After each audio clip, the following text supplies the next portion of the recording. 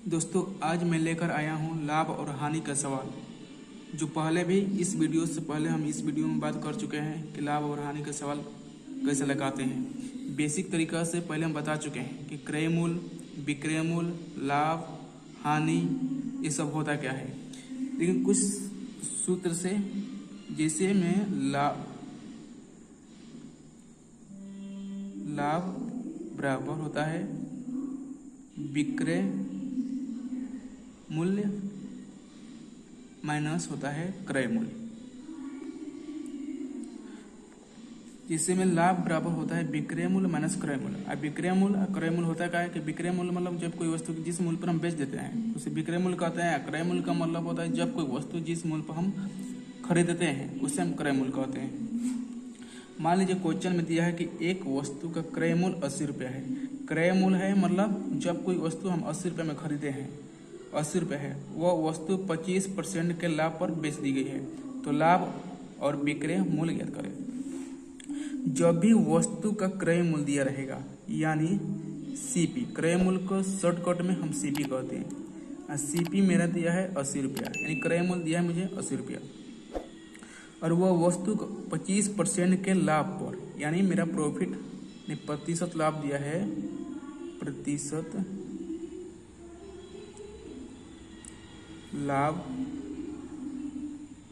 25%।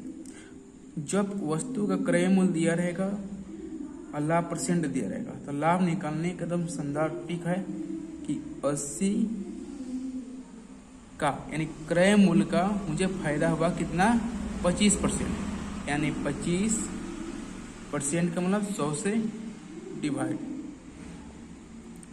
Percent का मतलब होता है 100 से डिवाइड। देखिए सीपी मेरा 80 रुपये दिया है और प्रतिशत लाभ 25% दिया है। और कभी भी फायदा या हानि होता है सीपी पर, तो सीपी 80 है, 80 का मुझे 25% लाभ हुआ, 25 लिख दिया। अब परसेंट का मतलब 100 से भाग, 0 से 0 कैंसिल, क्योंकि ऊपर नीचे कैंसिल होता है, गुणा में रहता है। तो 5 के टेबल में 25 है, 5 के टेबल में 10 है, 5 दूना 10। 2 के टेबल में 8 है, 4 बार में, यानी 4 और 5, 4 5 20, जो 20 रुपये के लाभ हो गया। जब सवाल में ध्यान रहे, जब सवाल में क्रय मूल्य दिया रहेगा तो हम 25 लाभ या हानि तुरंत निकाल लेते हैं। 80 का 25% यानी 20 आ गया। अब मुझे निकालना है विक्रय मूल्य। अब विक्रय मूल्य का सूत्र होता है लाभ बराबर विक्रय मूल्य माइनस क्रय मूल्य, जिसमें विक्रय मूल्य बराबर लाभ बराबर होता है विक्रय मूल्य माइनस क्रय मूल्य। निकालना है मुझे विक्रय मूल्य। तो सिंपल है, जब क्रय मूल्य में यानी विक्रय मूल्य में विक्रय मूल्य बराबर होगा कि लाभ और क्रय मूल्य को हम क्या कर देंगे, जोड़ देंगे। तो क्रय मूल्य कितना है मेरा 80 रुपया और मेरा लाभ आ गया 20 रुपया।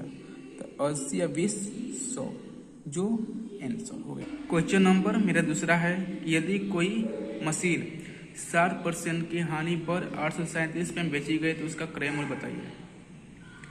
मान लीजिए कोई भी वस्तु अपने आप में 100% होती है, यानी उस वस्तु को मैंने 100 रुपये में खरीदा, जो 100% मेरा दिया है। हर कोई वस्तु को मान लीजिए मैं 100% के रुपये में खरीदा। यदि कोई मशीन को 7% की हानि हो गई, यानी मैं जो मेरा हानि दिया है 7%, 837 पे बेची गई तो उसका क्रय मूल्य बताइए।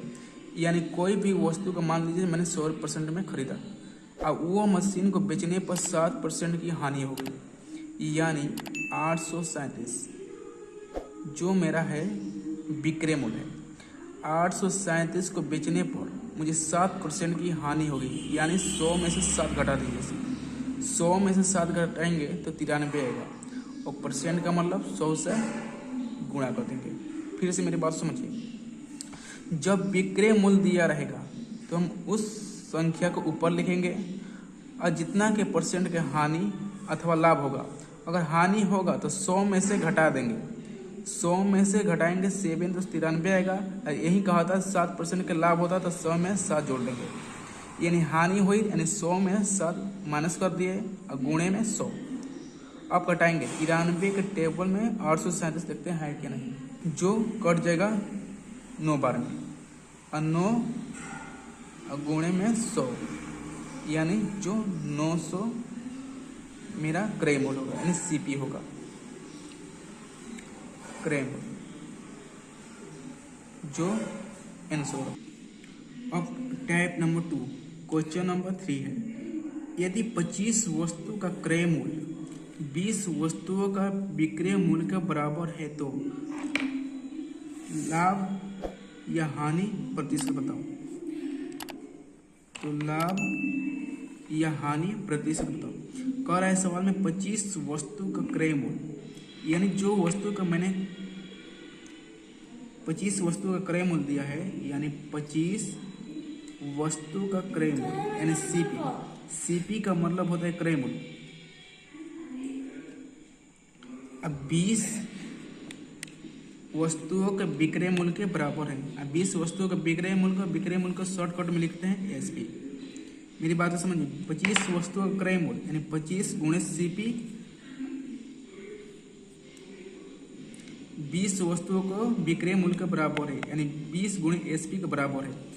अब कोई भी संख्या को मान लीजिए 4p बराबर 8 है, तो इधर भी कटने वाली संख्या भी है, उधर भी कटने वाली संख्या है 4 से, तो हम इसको कटा सकते हैं 4 दूना 8, यानी इस तरह कटा सकते हैं। ये भी 25 है, इधर 20 है, 5 के टेबल में दोनों संख्या कट रही है, तो उस संख्या को हम कटा सकते हैं। 5 है 25, अब 5 चौका 20, यानी 5 सीपी बराबर 4, 5 सीपी यानी सीपी बटा में एसपी बराबर हम लिख सकते हैं 4 बटा में 5। इस तरह क्यों लिख दिया, यानी सीपी है तो सीपी, एसपी को इधर ले आ दिया, 4 है तो 4, अब 5 को इधर ले देंगे, क्योंकि फिर से हम जब गुणा करेंगे तिरछा तिरछी तो 5 सीपी हो जाएगा और 4 एसपी हो जाएगा, यानी इन संख्या में कोई डिफरेंस नहीं है। अब देखिए मैंने सीपी का मतलब क्रय मूल्य, क्रय मूल्य मतलब जब कोई सामान मैंने कीना उसको कहते हैं क्रय मूल्य।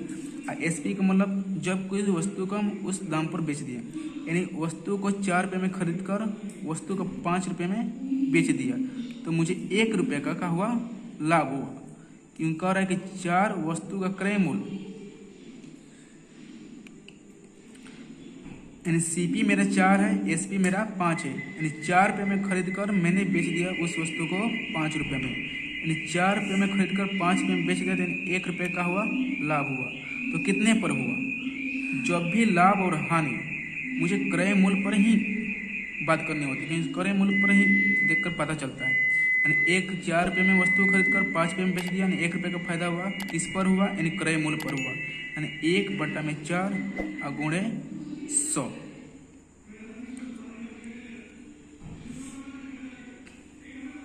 चार